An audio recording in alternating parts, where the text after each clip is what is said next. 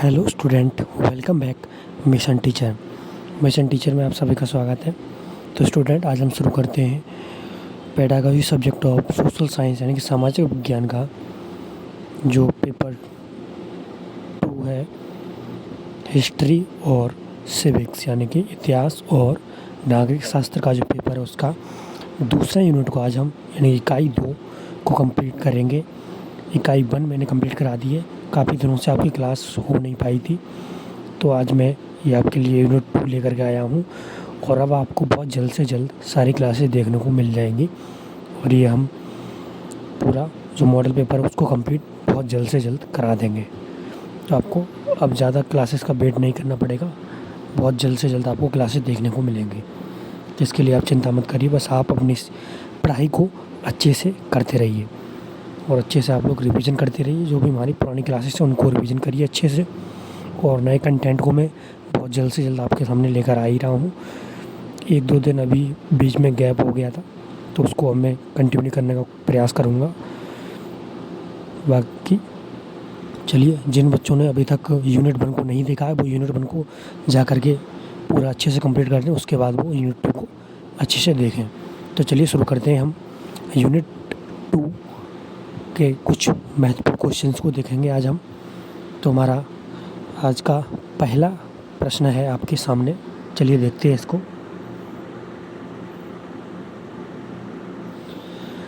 तो इसका पहला यानी कि 52 क्वेश्चंस हमने यूनिट 1 में कंप्लीट करा दिए हैं और आज है हमारा 53 क्वेश्चन यूनिट 2 के अंदर। तो चलिए देखते हैं क्वेश्चन नंबर 53। निम्नांकित में शिक्षण अधिगम प्रबंधन प्रत्यय के प्रवर्तक हैं। तो इसका सही आंसर है आपका सी, आई के डेवीज। चलिए अगले प्रश्न को देखते हैं। Question number 54। शिक्षा के उद्देश्यों का वर्गीकरण निम्नांकित में किसके द्वारा किया गया है? इसका सही आंसर होगा डी, ब्लूम द्वारा। अगले प्रश्न को देखते हैं। हमारा अगला प्रश्न क्वेश्चन नंबर 55। शिक्षण अधिगम प्रबंधन के मुख्य सोपान हैं। तो इसका आपका सही आंसर होगा डी, उपर्युक्त सभी, यानी कि व्यवस्था, नियंत्रण और नियोजन। ये शिक्षण अधिगम की यानी जो शिक्षण अधिगम प्रबंधन होता है उसके बहुत ही मुख्य सोपान हैं, नियंत्रण, व्यवस्था और नियोजन। तो डी ऑप्शन आपका सही आंसर होगा, उपर्युक्त सभी। अगले प्रश्न को देखते हैं। हमारा क्वेश्चन नंबर 56। तो 56 क्वेश्चन है हमारा। निम्नांकित में शिक्षा के उद्देश्यों का वर्गीकरण किया गया है। तो आपका इसका सही जवाब होगा क्रियात्मक पक्ष के द्वारा, यानी क्रियात्मक पक्ष का, यानी क्रियात्मक पक्ष का शिक्षा के उद्देश्यों का वर्गीकरण किया गया है। तो ए ऑप्शन सही होगा, 56 का आंसर ए। अगले प्रश्न को देखते हैं। हमारा क्वेश्चन नंबर 57।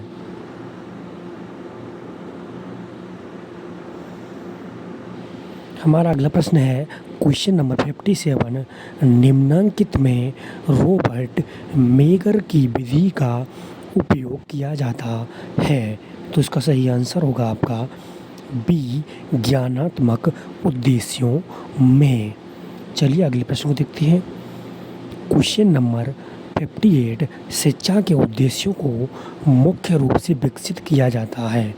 इसका सही आंसर होगा सी, बी एस ब्लूम ने। चलिए अगले प्रश्न को देखते हैं। Question number 59।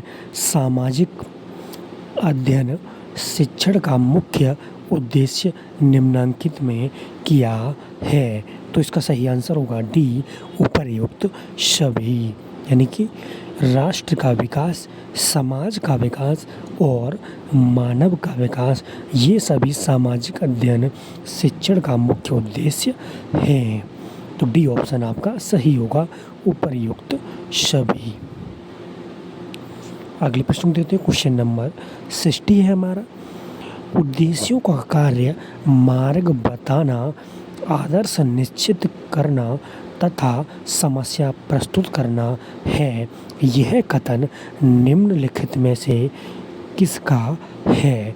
तो इसका सही आंसर होगा आपका ए, वेस्ले एवं रॉन्स की का। ए ऑप्शन आपका सही आंसर हो जाएगा। अगला प्रश्न हमारा 61 को देखते हैं। वेस्ले एवं रॉन्सकी ने शैक्षिक उद्देश्यों का कौन सा गुण बताया है? तो इसका सही आंसर होगा आपका डी, उपर्युक्त सभी। यानी कि इसके गुण हैं समाज द्वारा मान्यता, शिक्षा द्वारा प्राप्ति की संभावना और विद्यालय द्वारा ग्रहणता। तो ये आपके सही आंसर सारे होंगे। तो डी ऑप्शन सही होगा, उपर्युक्त सभी। अगले प्रश्न को पढ़ते हैं। हमारा अगला प्रश्न, अगला प्रश्न रहेगा हमारा 62। इतिहास से हमें निम्नांकित में कौन सा मूल्य प्राप्त होता है? तो इसका सही आंसर होगा डी, उपर्युक्त सभी। यानी कि नागरिक मूल्य, नैतिक मूल्य और राष्ट्रीय मूल्य, ये सभी हमें इतिहास में अध्ययन करने पर प्राप्त होते हैं। तो डी ऑप्शन आपका सही होगा, उपर्युक्त सभी। चलिए अगले प्रश्न को देखते हैं बच्चों। हमारा अगला प्रश्न है 63। निम्नांकित में कौन सा इतिहास शिक्षण का उद्देश्य है? तो इसका सही आंसर होगा आपका सी, राष्ट्रीय भावना का विकास करना। आपका सी ऑप्शन करेक्ट आंसर हो जाएगा। चलिए अगले प्रश्न को देखते हैं। Question number 64। अंतर्राष्ट्रीय सद्भाव के विकास के लिए निम्नांकित में से किसे महत्वपूर्ण माना जाता है? तो इसका सही आंसर होगा आपका डी, फिल्म एवं टेलीविज़न को। डी ऑप्शन आपका सही आंसर होगा। अगला प्रश्न हमारा क्वेश्चन नंबर 65। निम्नांकित में इतिहास शिक्षण का लक्ष्य है? तो इसका सही आंसर उपर्युक्त सभी। इसके पॉइंट्स को देख लेते हैं। छात्रों को अतीत से प्रेम करने की शिक्षा देना, छात्रों को भूतकाल के आधार पर वर्तमान का स्पष्टीकरण करना और छात्रों में कर्तव्यनिष्ठ नागरिकों के गुणों का निर्माण करना, ये सभी इतिहास शिक्षण का लक्ष्य होता है। तो ये पॉइंट्स इसके अंदर आएंगी। तो आपका डी ऑप्शन सही होगा, उपर्युक्त सभी 65 क्वेश्चंस का। अगला क्वेश्चन है हमारा क्वेश्चन नंबर 66। इतिहास शिक्षण का प्रमुख उद्देश्य निम्नांकित में से क्या है? तो इसका सही आंसर होगा आपका बी, भूतकाल की सहायता से वर्तमान का वर्णन। यानी कि भूतकाल यानी पीछा हुआ जो हमारा काल, जिसको हम भूल चुके हैं, यानी बीता हुआ काल से लेकर वर्तमान की चीज़ों का वर्णन किया जाता है इतिहास के अंदर। चलिए अगले प्रश्न को देखते हैं। हमारा अगला प्रश्न,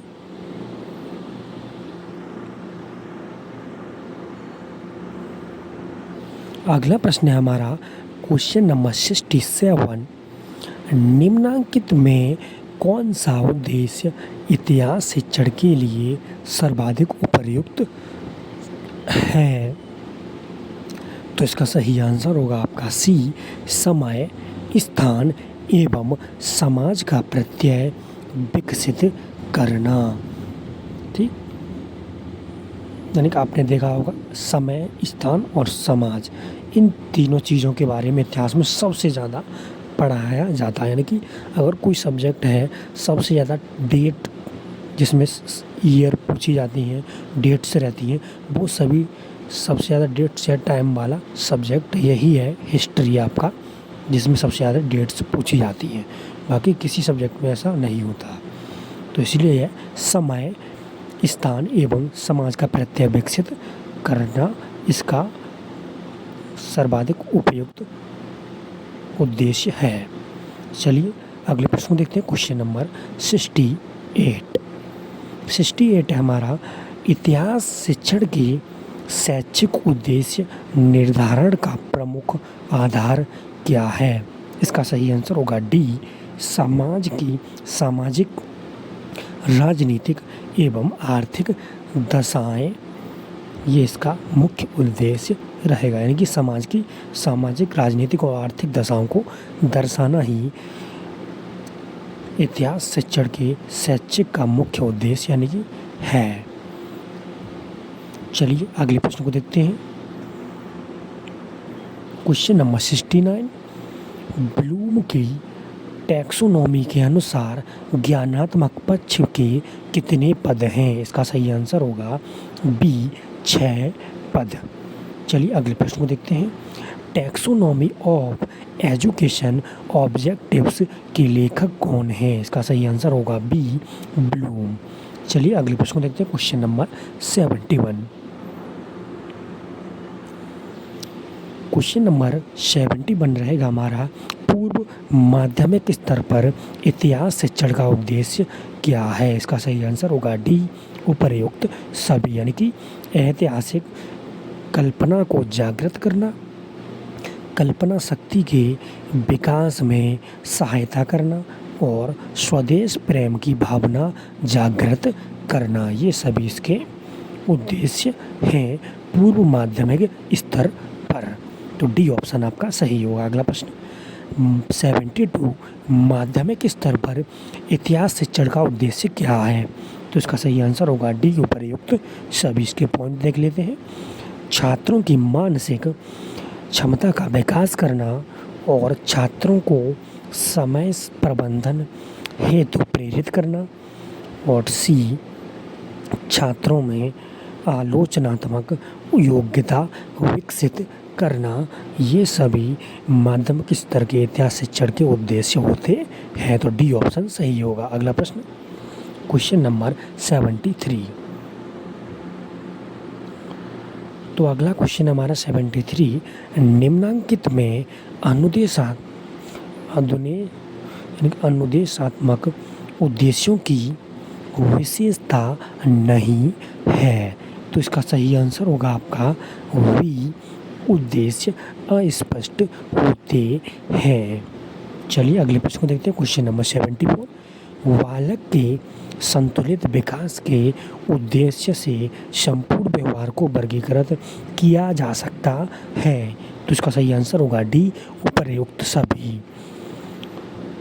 यानी कि ज्ञानात्मक पक्ष को, भावनात्मक पक्ष को और क्रियात्मक पक्ष, इन सभी को वर्गीकृत किया जा सकता है। तो डी ऑप्शन सही होगा, उपर्युक्त सभी। अगला प्रश्न क्वेश्चन नंबर 75, नागरिक शास्त्र शिक्षण का उद्देश्य है। तो इसका सही आंसर होगा डी, उपर्युक्त सभी।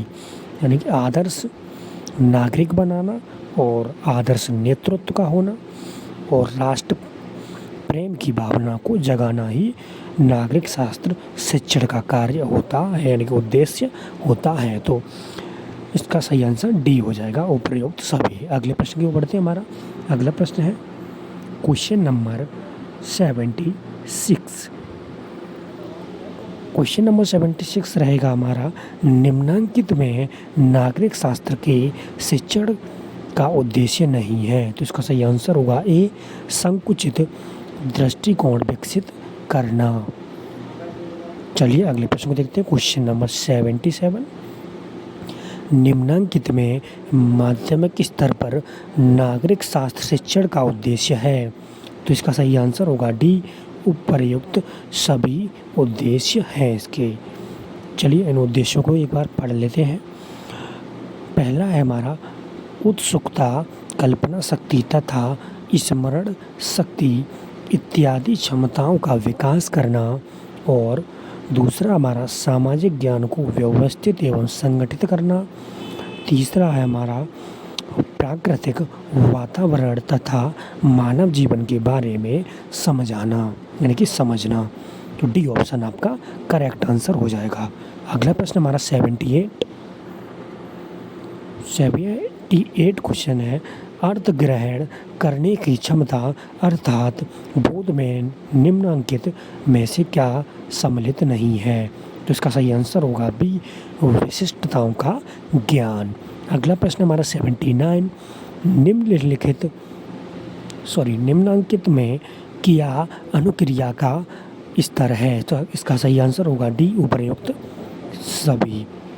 यानी कि अनुक्रिया सहमति, अनुक्रिया करने हेतु इच्छा का होना और अनुक्रिया करने में संतुष्टि होना। तो डी ऑप्शन सही होगा, उपर्युक्त सभी। अगला प्रश्न हमारा 80, उद्दीपन के निम्नलिखित में कितने स्तर होते हैं? तो इसका सही आंसर होगा ए, 2 स्तर होते हैं। अगले प्रश्न को देखते हैं हम लोग। हमारा अगला प्रश्न 81, सिपकन ने क्रियात्मक पक्ष के 5 स्तरों का उल्लेख कब किया था? तो इसका सही आंसर होगा ए, 1969 में। चलिए अगले प्रश्न को देखते हैं। क्वेश्चन नंबर 82, निम्नलिखित में शिक्षण उद्देश्यों को व्यवहारिक रूप से लिखने की विधि है?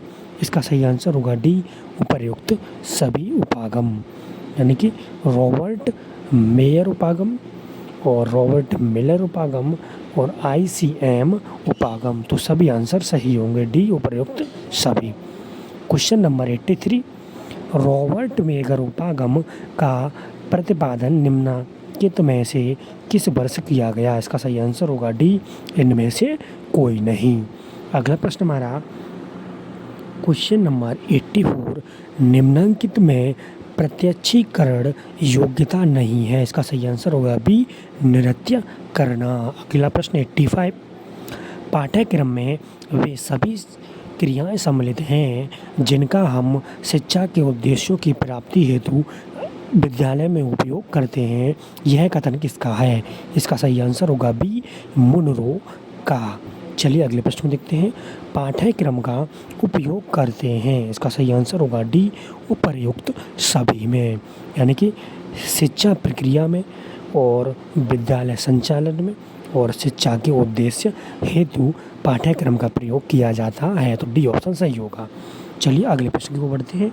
हमारा अगला प्रश्न क्वेश्चन नंबर 87 क्वेश्चन है, पाठ्यक्रम का क्षेत्र होता है? इसका सही आंसर होगा आपका सी, ए और बी दोनों। यानी कि विद्यालय की आंतरिक क्रियाएं और विद्यालय की बाहरी क्रियाएं, ये सभी पाठ्यक्रम के क्षेत्र होते हैं। तो सी ऑप्शन सही होगा। अगला प्रश्न हमारा 88, पाठ्यक्रम के विकास का आधार होता है? इसका सही आंसर होगा डी, उपर्युक्त सभी। यानी कि मनोवैज्ञानिक, दार्शनिक और सामाजिक। यानी कि पाठ्यक्रम के विकास का आधार मनोवैज्ञानिक, सामाजिक और दार्शनिक होता है। डी ऑप्शन सही होगा।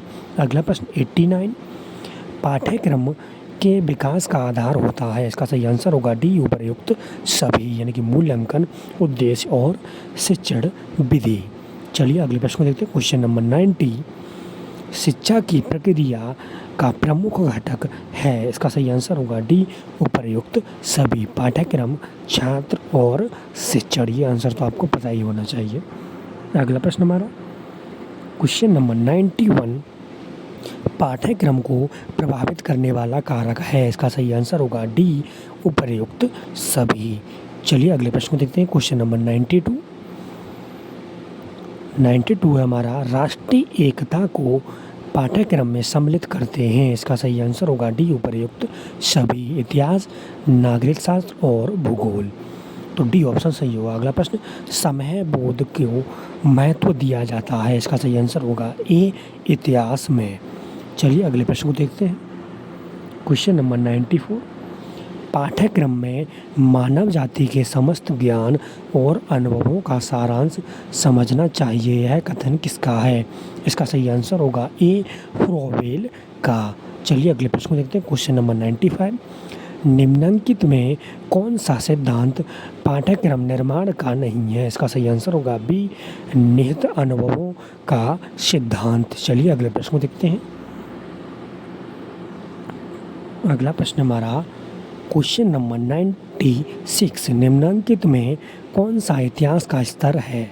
इसका सही आंसर होगा डी, उपर्युक्त सभी। अगला प्रश्न, निम्नांकित में कौन सा असत्य है? इसका सही आंसर होगा सी, आयामी इतिहास। अगला प्रश्न 98, निम्नांकित में पाठ्यचर्या की विशेषता है? इसका सही आंसर होगा डी, उपर्युक्त सभी।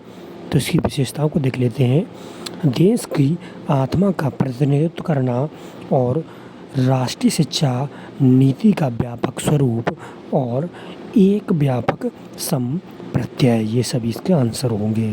तो डी ऑप्शन सही होगा। अगला प्रश्न देखते हैं क्वेश्चन नंबर 99। अगला प्रश्न हमारा क्वेश्चन नंबर 99, शिक्षा के प्रमुख अंग हैं? इसका सही आंसर होगा आपका डी, उपर्युक्त सभी। शिक्षक, विद्यार्थी और पाठ्यचर्या, ये सभी शिक्षा के प्रमुख अंग हैं। अगला प्रश्न 100 नंबर, निम्नांकित में पाठ्यक्रम का उद्देश्य नहीं है? इसका सही आंसर होगा ए, शिक्षा के निर्धारण लक्ष्यों की अनदेखी करना। चलिए अगले प्रश्न देखते हैं क्वेश्चन नंबर 101, निम्नांकित में पाठ्यक्रम की आवश्यकता एवं महत्व का बिंदु है? इसका सही आंसर होगा डी, उपर्युक्त सभी, यानी कि शैक्षिक उद्देश्य की प्राप्ति, शिक्षण सामग्री का निर्धारण और पाठ्यक्रम पुस्तकों की रचना का आधार। डी ऑप्शन आपका सही होगा। अगला प्रश्न, अगला क्वेश्चन हमारा 102, निम्नांकित में पाठ्यचर्या को प्रभावित करने वाला कारक नहीं है? इसका सही आंसर होगा सी, शिक्षक की हठ धर्मिता। अगला प्रश्न क्वेश्चन नंबर 103, पाठ्य सामग्री का प्रमुख स्रोत होता है? इसका सही है आंसर होगा डी, उपर्युक्त सभी, यानी कि आवश्यकताएं, पोषित मूल्य और लोक मत, ये सभी इसके आंसर होंगे। अगला प्रश्न क्वेश्चन नंबर 104, क्वेश्चन नंबर 104 है हमारा, शैक्षिक संस्था नेशनल एजुकेशन एसोसिएशन NEA निम्नांकित में से किस देश से संबंधित है? इसका सही आंसर होगा सी, अमेरिका से। अगला प्रश्न 105, निम्नांकित में पाठ्य सामग्री चयन की समस्या है? इसका सही आंसर होगा डी, उपर्युक्त सभी समस्या, यानी कि वर्तमान एवं भविष्य की आवश्यकताएं, व्यक्तिगत भिन्नताएं और लोकतांत्रिक नागरिकता का विकास एवं उसकी आवश्यकता, ये सभी इसके सही आंसर होंगे। डी ये सही होगा।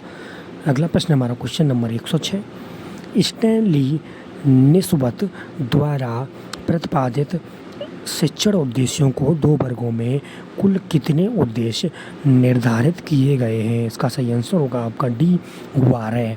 चलिए अगले प्रश्न को देखते हैं क्वेश्चन नंबर 107, क्वेश्चन नंबर 107 है हमारा, पाठ्य सामग्री के चयन के लिए व्हीलर द्वारा प्रस्तावित मानदंड को विभक्त किया गया है? इसका सही आंसर होगा सी, ए और बी दोनों में, यानी कि मुख्य मानदंड में और गौण मानदंड में। तो सी ऑप्शन सही होगा। अगला प्रश्न क्वेश्चन नंबर 108, पाठ्य सामग्री का निर्माण करते समय निम्नांकित में से किस सिद्धांत का प्रयोग किया जा सकता है?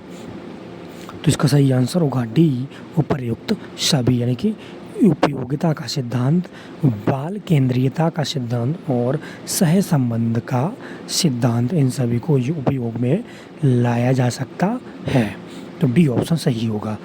चलिए अगले क्वेश्चन को देखते हैं। हमारा अगला क्वेश्चन,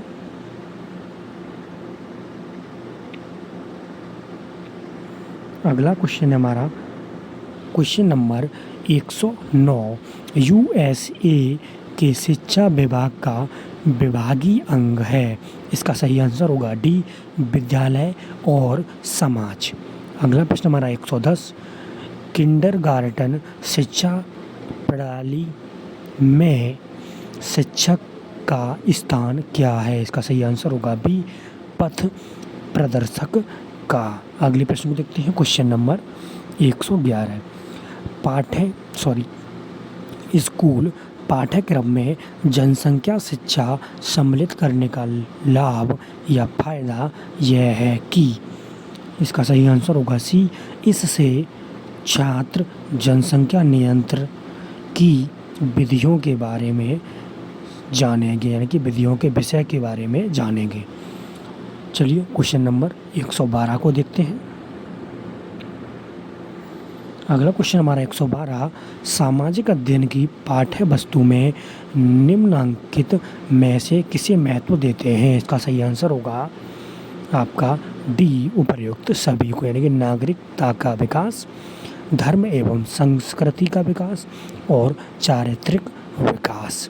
तो डी ऑप्शन सही होगा। अगला प्रश्न हमारा 113, नागरिक इतिहास की मुख्य पाठ्य वस्तु क्या है? इसका सही आंसर होगा डी, उपर्युक्त सभी। अतीत की घटनाएं, समय बोध सामग्री और सामाजिक विकास, सभी आंसर सही हो गए। अगला प्रश्न क्वेश्चन नंबर 114, नागरिक शास्त्र की मुख्य पाठ्य वस्तु होती है? इसका सही आंसर होगा डी, उपर्युक्त सभी, यानी कि मूल्यों का विकास, अधिकार कर्तव्य का बोध और राष्ट्रीयता की भावना।